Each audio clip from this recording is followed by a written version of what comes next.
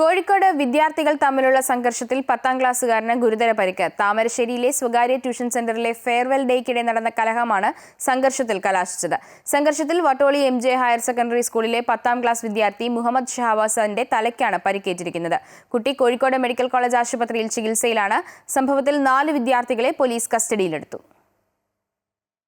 കഴിഞ്ഞ ഞായറാഴ്ച താമരശ്ശേരിയിലെ സ്വകാര്യ ട്യൂഷൻ സെന്ററിൽ 10ാം ക്ലാസ്സുകാരുടെ ഫെയർവെൽ പരിപാടി നടന്നിരുന്നു.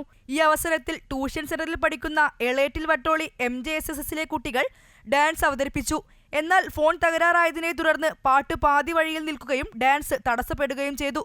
തുടർന്ന് താമരശ്ശേരി ഹയർ സെക്കൻഡറി സ്കൂളിലെ ഏതാനും കുട്ടികൾ കൂവി വിളിച്ചു. കൂവിയവരോട് ഡാൻസ് കളിച്ച വിദ്യാർത്ഥിനി ദേഷ്യപ്പെടുകയും ചെയ്തു. തുടർന്ന് പരസ്പരം കലഹിച്ച കുട്ടികളെ അധ്യാപകർ ഇടപെട്ട് ശാന്തരാക്കുകയായിരുന്നു. പിന്നീട് ഇരു സ്കൂളിലെയും വിദ്യാർത്ഥികൾ വാട്സ്ആപ്പ് ഗ്രൂപ്പുകൾ നിർമ്മിച്ച് സജീവമായി ചർച്ച നടത്തി.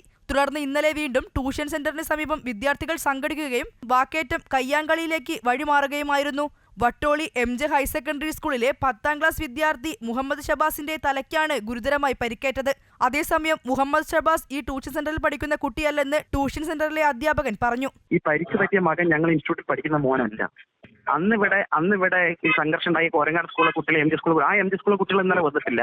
പകരം കുറെ ഇവിടെ പഠിക്കാത്തൊരു കുറെ ഭൂരിഭാഗം പിള്ളേരാണ് ഇന്നലെ ഇവിടെ വന്നത്. അപ്പോൾ ആ പിള്ളേരാണ് പുറത്ത് വന്നത്.